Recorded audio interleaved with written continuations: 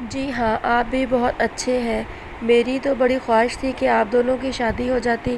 فاریہ کو نہیں معلوم تھا کہ وہ لا علمی میں عبداللہ کے مندمل ہو چکے زخموں کو کھرچنے لگی ہے، مگر بس نائمہ یہ چاہتی تھی کہ اس کی شادی کسی دولت مند گھرانے میں ہو۔ دراصل وہ نہیں چاہتی تھی کہ جو محرومیاں اس کی والدہ نے جھیلی ہیں اب وہ جھیلے، اس لیے اس نے آپ سے شادی سے انکار کر دیا تھا۔ عبداللہ کو محسوس ہوا جیسے کہ اس کے دل پر کسی نے گھونسا مار دیا ہو، مگر وہ اپنے آپ کو سنبھالنا سیکھ چکا تھا۔ وہ سپاٹ لہجے میں بولا، جی میں سمجھ سکتا ہوں، بس میرا خیال یہ تھا کہ آپ نائمہ کی شادی تک اس کے گھر نہ جائیں تو وہ تھوڑا بہتر محسوس کرے گی۔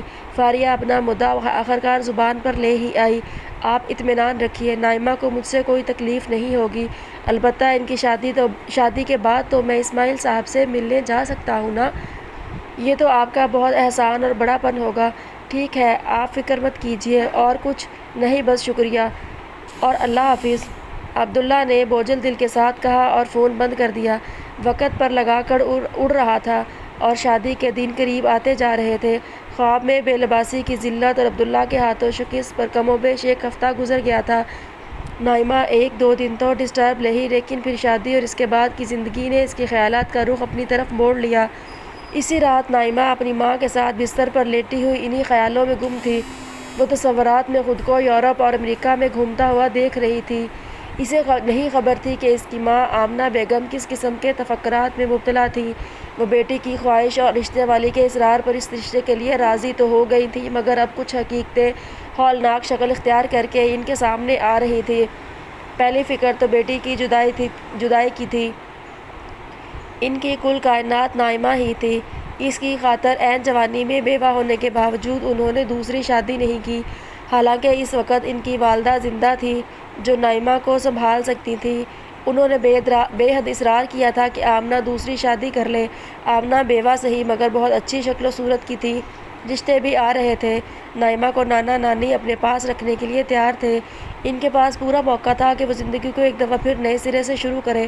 گزرتا وقت ان کے جس نشیمن پر بجلیاں گرا کر اسے راکھ بنا چکا تھا، اس راکھ سے وہ ایک نیا گھروندہ پھر تعمیر کریں، مگر انہوں نے اپنی زندگی اور اپنی خوشیوں پر اپنی بیٹی کو ترجیح دی، اسے بے پناہ محبت کے ساتھ پال پوس کر بڑا کیا۔ وقت کیسے گزرا اور کیسے ان کی چھوٹی سی نائمہ شباب کے دروازے پر آ پہنچی، انہیں معلوم ہی نہیں ہوا۔ اور اب بیٹی کی جدائی کا وہ وقت آن پہنچا تھا جو ہر ماں باپ پر بے حد کھٹن ہوتا ہے، مگر ان کے پاس تو نائمہ کے سوا کچھ اور نہیں۔ پھر جہاں نائمہ کی شادی ہو رہی تھی وہ اتنا بڑا گھرانہ تھا کہ اس گھر میں بیٹی سے ملنے کے لیے جانے سے پہلے 100 دفعہ سوچنا پڑے گا۔ ہونے والا داماد ملک سے باہر پڑ رہا ہے، پتہ نہیں کیسا ہوگا۔ بیٹی کی محبت میں انہوں نے داماد کے بارے میں زیادہ تحقیق کرنے کی کوشش ہی نہیں کی، بس رشتے والی خاتون کی بات پر بھروسہ کر لیا تھا۔ کچھ بعید نہیں تھا کہ وہ ان کی بیٹی کو لے کر ملک سے باہر شفٹ ہو جاتا، پھر تو وہ برسوں کے لیے اپنی بیٹی کی صورت کو ترس جائیں گی۔ انہیں بے اختیار عبداللہ کا خیال آیا، اگر یہ شادی اس سے ہو رہی ہوتی تو ایک فکر بھی انہیں دامن گیر نہیں ہوتی۔ وہ اب اس سے اتنا مانوس ہو چکی تھی کہ انہیں اپنے بچوں جیسا لگنے لگا تھا۔ پھر اس کا تو کوئی تھا بھی نہیں، اسے تو میں اپنے گھر میں ہی رکھ لیتی، میری بیٹی ہمیشہ میرے پاس ہی رہتی۔ پچھتاووں نے انہیں چاروں طرف سے گھیر لیا۔ ان سے دامن چھڑانے کے لیے وہ شادی کی تیاریوں کے بارے میں سوچنے لگی تو تفکرات نے انہیں آ گھیرا۔ نائمہ کے سسرال والوں کے رنگ ڈھنگ سے انہیں کافی پریشانی تھی۔ وہ شہر کے سب سے بڑے کلب میں 2000 لوگوں کو بلا کر ولیمہ کرنے کا ارادہ رکھتے تھے۔ جواب میں انہیں کسی 5 اسٹار ہوٹل میں 500 لوگوں کو بھی بلانا پڑ گیا تو شادی کی بیشتر رقم اسی میں خرچ ہو جائے گی۔ وہ جتنا بھی زیور اور جہیز بنا لیتے ان لوگوں کے مقابلے میں بہت کم اور معمولی ہی نظر آتا۔ زیور سے انہیں کچھ یاد آیا تو برابر میں لیٹی ہوئی نائمہ سے انہوں نے سوال کیا، بیٹا وہ تمہارے پاس ایک بڑا وزنی سونے کا لاکٹ اور چین تھی، وہ کہاں ہے؟ نائمہ اس وقت تصورات کی دنیا میں گھری ان کی سیر کر رہی تھی۔ اس اچانک سوال سے اسے لگا جیسے کسی نے اسے آبشار کے کنارے سے نیچے دھکا دے دیا ہے۔ کچھ دیر تک تو اسے سمجھ نہیں آیا کہ اس کا کیا جواب دے۔ وہ سچ بتاتی تو والدہ سے بہت زیادہ ڈانٹ پڑتی۔ خیر ماں کو تو وہ کسی طرح منا ہی لیتی کہ لاڈلی بیٹی تھی، مگر یہ نہیں چاہتی تھی کہ اچھے کام کو کسی کے علم میں لائے، مگر اب تو کچھ نہ کچھ بتانا ہی تھا۔ اس نے کچھ جواب نہیں دیا تو آمنہ بیگم مزید گویا ہوئی، میں سوچ رہی تھی کہ اتنا بھاری لاکٹ اور چین ہے، کیوں نہ اس کی جگہ ایک سیٹ بنوا لیا جائے؟ سیٹ کا نام بڑا ہوتا ہے، چین لاکٹ تو کسی گنتی میں نہیں آتے۔ ان کی یہ بات سن کر نائمہ کو ایک بات بنانے کا موقع مل گیا۔ اس نے ماں سے لپٹتے ہوئے کہا، امی وہ لاکر تو مجھے اتنا پسند ہے کہ کچھ حد نہیں، میں کسی قیمت پر اسے نہیں دوں گی، میں اسے اپنے ساتھ ہی لے جاؤں گی، آپ کچھ اور کر لیجئے۔ یہ کہہ کر نائمہ کی تو جان چھوٹ گئی، مگر بیٹی کے جواب سے آمنہ بیگم کی پریشانی اور بڑھ گئی۔ اسی پریشانی کے عالم میں نہ جانے کب ان کی آنکھ لگ گئی، نائمہ بھی زیادہ دیر تک جاگ نہ سکی۔ ایک دفعہ پھر نائمہ اسی میدان میں کھڑی تھی، بغیر کسی خوف اور پریشانی کے وہ ہر جگہ اڑتی پھر رہی تھی۔ یہ حسین مناظر اس کی طبیعت میں اتنا سرور اور نشاط بھر رہے تھے کہ اس کا دل چاہ رہا تھا کہ وقت تھم جائے اور وہ ہمیشہ یوں ہی اڑتی رہے۔ اچانک اس کے اڑنے کی صلاحیت ختم ہو گئی اور وہ زمین پر آ کر ٹھہر گئی۔ ایک دفعہ پھر وہی حیولہ اس کے سامنے تھا۔ اس دفعہ نائمہ کے دل میں اسے دیکھ کر کوئی خوف نہیں تھا، بلکہ ایک تجسس تھا۔ اس نے پوچھا، تم کون ہو؟ تمہیں اس سوال کا جواب جلد مل جائے گا۔ یہ بتاؤ، کیا تم سچائی جاننا چاہتی ہو؟ مگر مجھے تو سچائی معلوم ہے۔ تمہیں کچھ نہیں معلوم، تم دھوکے میں جی رہی ہو۔ تمہیں تو یہ بھی نہیں معلوم کہ لوگوں کو کس چیز سے بچانا چاہیے۔ میں سمجھی نہیں کہ اس بات کا کیا مطلب ہے۔ تم نے کائنات کے مالک کو مخاطب کر کے کہا تھا کہ میں تو ایک کو ہی بچا سکی ہوں، ہو سکے تو باقی لوگوں کو تو بچا لے۔ ہاں کہا تھا، تو پھر سن لو، جس بچے کو تم نے بچانا چاہا تھا، اسے 2 دن بعد موت نے اپنی آغوش میں لے لیا۔ اگر بچانا ہے تو لوگوں کو اس بات سے بچاؤ کہ وہ اللہ کے حضور اس حال میں پیش ہوں کہ وہ بے لباس ہوں، کیونکہ جہنم کی آگ ایسے لوگوں کا لباس بن جائے گی۔ یہ سنتے ہی نائمہ کی نظر اپنی طرف لوٹی اور یہ دیکھ کر وہ لرز اٹھی کہ ایک دفعہ پھر وہ بے لباس ہے۔ اس کے ساتھ ہی نائمہ کی آنکھ کھل گئی، ایسا لگ رہا تھا کہ وہ سوئی ہی نہیں ہے۔ اس نے جو کچھ دیکھا ہے جاگتی ہوئی آنکھوں سے دیکھا ہے۔ اسے نہ نیند آ رہی تھی، نہ یہ سمجھ میں آ رہا تھا کہ وہ ایسے بے تکے خواب کیوں دیکھ رہی ہے۔ کافی دیر وہ اسی ادھیڑ پن میں مصروف لیٹی رہی۔ اچانک مسجد سے فجر کی اذان کی صدا بلند ہوئی۔ نائمہ کسی روبوٹ کی طرح اٹھی، واش روم جا کر وضو کیا اور نہ جانے کتنے عرصے بعد فجر کی نماز پڑھنے کھڑی ہو گئی۔ نائمہ کالج میں سارا دن کھوئی رہی۔ وہ اس خواب کے مسئلے کو حل نہیں کر پا رہی تھی۔ آخر کار اس نے پھر نفسیات کے علم سے مدد لینے کا فیصلہ کیا۔ لائبریری جا کر اس نے کئی اور کتابوں کے علاوہ سگمنٹ فرائڈ کی کتاب نکال کر پڑھنا شروع کی۔ یہاں اس کے سارے سوالوں کا جواب تھا۔ خواب کیوں آتے ہیں، ان کا مطلب کیا ہوتا ہے، ان کو کیسے سمجھا جاتا ہے۔ جواب بالکل واضح تھے۔ یہ دبی ہوئی خواہشوں، لاشعور میں پوشیدہ اندیشوں، غصہ اور نفرت کے افکار و خیالات، بھولی ہوئی یادوں، روزمرہ پیش آنے والے واقعات، جن کو ہم شعور سے تحت الشعور اور تحت الشعور سے لاشعور کے خانے میں ڈال دیتے ہیں، ان سب کی مشترکہ پیداوار ہوتے ہیں۔ خواب کا ظاہری پہلو اہم نہیں ہوتا، بلکہ خواب کا ظاہر کچھ اور حقائق کا ایک علامتی اظہار ہوتا ہے۔ خواب کا مطلب سمجھنے کے لیے خواب کے ظاہر پہلے کی بجائے یہ سمجھنا چاہیے کہ وہ کن حقائق یا خیالات کو علامتی طور پر بیان کر رہے ہیں۔ اس کے لیے حقائق کی تلاش اپنی زندگی کے واقعات، مشاہدات، جذبات اور ماضی و حال میں تلاش کرنے چاہیے۔ علم نفسیات اور خاص کر فرائڈ کو پڑھنے کے بعد اس پر ساری بات بالکل واضح ہو گئی تھی۔ یہ خواب مذہب اور اہل مذہب سے اس کی نفرت، معاشرے کی طرف سے خدا اور مذہب کا ڈراوا، مادی ترقی اور زندگی کی تعیشات کی خواہش، سچائی کی تلاش میں اس کا سفر، اس کی شادی کے بعد نئی زندگی اور جو آزادی اور تفریح سے آراستہ تھی، ان سب کا مجموعہ تھا۔ یہ لاکٹ اور اس عورت کی مدد والی بات تو وہ بہرحال واقعات تھے جو پیش آئے۔ ان سب چیزوں کو جوڑ کر اس کا دماغ مطمئن ہو گیا۔ اس نے ایک گہرا سانس لیا اور ٹیبل پر سر رکھ کر ریلیکس ہونے لگی۔ اس کا سارا بوجھ اتر چکا تھا۔ اس نے ہر چیز کو سمجھ لیا۔ اب کوئی فکر اور تردد اسے دامنگیر نہیں تھا۔ وہ اسی اطمینان کی کیفیت میں تھی کہ اچانک اس کے ذہن میں ایک دھماکہ ہوا۔ خواب کے اس پورے مجموعے میں وہ ایک چیز کو بالکل نظر انداز کر گئی، جس کی حیثیت ایک اطلاع کی تھی۔ وہ یہ کہ جس بچے کو اس نے بچانا چاہا، 2 دن بعد وہ اللہ کو پیارا ہو گیا۔ تھوڑی دیر تک وہ اس بات کو ذہن سے جھٹکنے اور اہمیت نہ دینے پر مصر رہی۔ پھر اسے یاد آیا کہ اس عورت بچے کی مدد کرنے کے اگلے دن جب اس کے نانا کی چھٹی ہوئی تھی تو وہ انتظامیہ کے آفس گئی تھی۔ وہاں وہی شخص موجود تھا جس سے اس نے بچے کے متعلق بات کی تھی۔ اس نے نائمہ کے پوچھنے پر بتایا تھا کہ اس بچے کا آپریشن کامیاب ہو چکا ہے۔ یہ اس بات کی کافی دلیل تھی کہ خواب میں اس کے برعکس جو بات کہی گئی تھی، نائمہ اسے ذہن کی ایک کارستانی سمجھ کر بھول جائے۔ نائمہ خود بھی اس بات کو نظر انداز کرنا چاہتی تھی، مگر وہ حولہ نائمہ کے سر پر سوار ہو گیا۔ اس سے نجات پانے کا ایک ہی طریقہ تھا، اس بات کی تردید ہو جائے۔ اچھا ہے دل کا یہ شک بھی دور ہو جائے تاکہ آئندہ وہ اس طرح کی باتوں اور خوابوں کو بالکل اہمیت نہ دے۔ نائمہ نے دل میں سوچا۔ پھر وہ لائبریری سے اٹھی اور سیدھی ہسپتال جا پہنچی جہاں اس کے نانا ایڈمٹ تھے۔ وہ انتظامیہ کے دفتر تک آئی۔ اس وقت وہاں کوئی اجنبی شخص ڈیوٹی پر تھا۔ وہ شخص نہیں تھا جس سے اس نے بات کی تھی، لیکن اس نے اپنا مسئلہ اس آدمی کو بتایا کہ اس تاریخ کو ایک بچے کا آپریشن ہوا تھا، اس کا کیا ہوا۔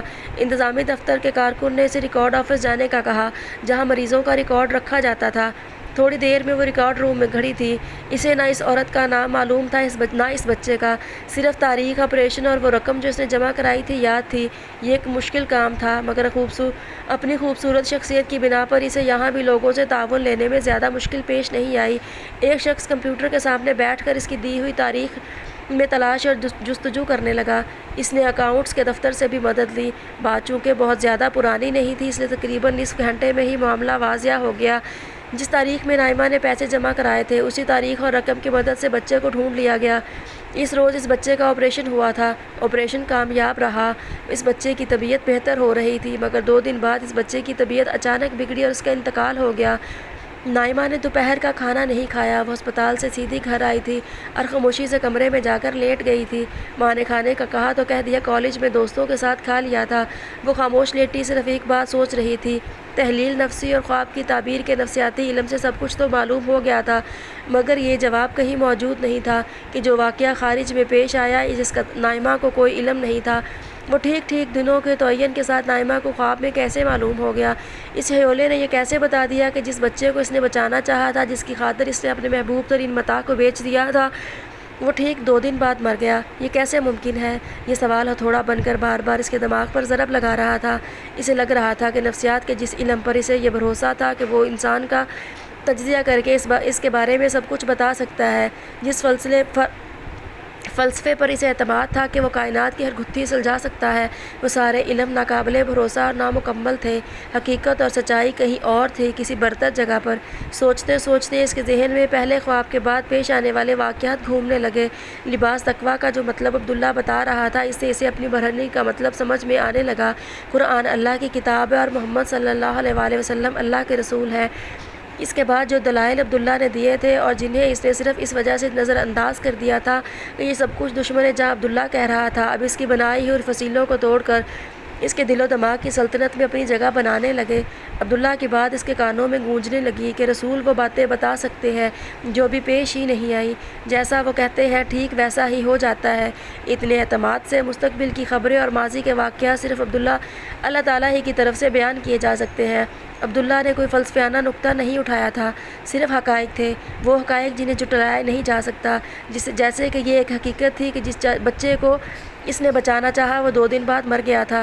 یہ بات اسے کسی طور معلوم نہیں تھی، مگر خواب میں وقت کے بالکل درست تعین کے ساتھ اسے یہ بات معلوم ہو گئی۔ یہ کیسے ممکن ہوا، اسے کچھ سمجھ میں نہیں آ رہا تھا۔ نائمہ کے سارے گھروندے ٹوٹ چکے تھے، مذہب کا دامن پہلے ہی ہاتھ سے چھوٹ چکا تھا، فلسفے اور نفسیات کی مشکل کشائی آج مشکوک ہو چکی تھی۔ اگر کوئی اسے خدا کے وجود کے حوالے سے بحث و مباحثہ کرتا تو شاید کبھی اتنی جلدی نائمہ میں وہ تبدیلی نہیں لا سکتا تھا جو اب آ رہی تھی، مگر حقیقت یہ تھی کہ نائمہ کی ذہنی ساخت اور نفسیاتی شخصیت پر حملہ باہر سے نہیں اندر سے ہوا تھا۔ یہ ضرب اس قدر شدید تھی کہ اس نے نائمہ کے ہر دفاعی مورچے کو تباہ کر دیا تھا۔ اس کی پرانی شخصیت ایک دھماکے کے ساتھ فنا ہو چکی تھی۔ وہ جس تجربے سے حال ہی میں گزری تھی وہ بظاہر ایک خواب تھا۔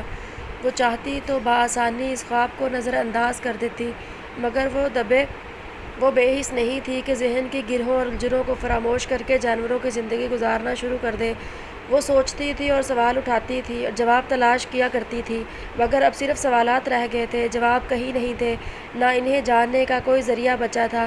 اس نے دوبارہ خواب کے بارے میں سوچنا شروع کر دیا، اور خواب اسے اول و آخر پورا یاد تھا۔ وہ اس کے ایک جز کو دہرانے لگی۔ اسے اندازہ ہو گیا تھا کہ اس کا خواب ایک خواب نہیں تھا، بلکہ اس کے ساتھ کیا گیا ایک مکالمہ تھا، اسے دیا گیا ایک واضح پیغام تھا۔ اس وقت اسے یاد آیا کہ اس ہیولے نے گفتگو کا آغاز اس بات سے کیا تھا کہ کیا وہ سچائی جاننا چاہتی ہے۔ اچانک ایک لمحے میں نائمہ کے ذہن میں بجلی کی طرح ایک نیا خیال آیا، اگر یہ سب خدا کی طرف سے ہے تو اب اس مکالمے میں اگلی بات میں کروں گی، اگر کوئی خدا ہے تو مجھے جواب ضرور ملے گا۔ بے اختیار اس کے منہ سے نکلا، ہاں میں سچائی جاننا چاہتی ہوں۔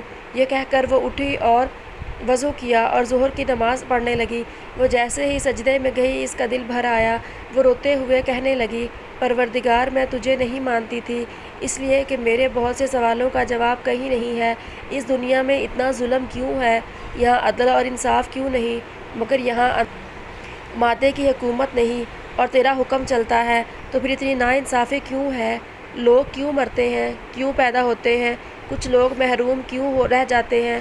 کچھ لوگوں کو سب نعمتیں کیوں مل جاتی ہیں؟ تو ہے تو سچائی لوگوں کو کیوں نہیں بتاتا؟ کیوں تو نے فلسفیوں اور مذہبی لوگوں کو یہ اجازت دے رکھی ہے کہ جو چاہیں کھڑے ہو کر تیرے نام پر کہنا شروع کر دیں؟ تو خود کہاں ہے؟ تیری سچی رہنمائی کہاں ہے؟ پروردگار، میں اپنے دل سے ہر تعصب اور جو نفرت ختم کرنے کے لیے تیار ہوں۔ میں اقرار کرتی ہوں کہ محمد صلی اللہ علیہ وآلہ وسلم تیرے رسول ہیں۔ مجھے ان کی رسالت کا یقین اس شخص نے دلایا ہے جس سے مجھے نفرت ہے، مگر وہ بات ٹھیک کہہ رہا ہے۔ میں اس کی نفرت کے باوجود یہ اقرار کرتی ہوں کہ وہ سچ کہہ رہا ہے، مگر ابھی پورا سچ مجھے معلوم نہیں ہوا۔ میں اس خدا پر کیسے اعتماد کروں جو ظلم پر خاموش رہتا ہے؟ میں اسے خدا سے کیسے محبت کر لوں جو محرومیوں کا جنم دیتا ہے؟ میں اس خدا پر کیسے یقین کروں جو سچ کو کھول کر نہیں بتاتا؟ نائمہ بہت دیر تک روتی رہی اور سجدے میں مسلسل یہ دعا کرتی رہی۔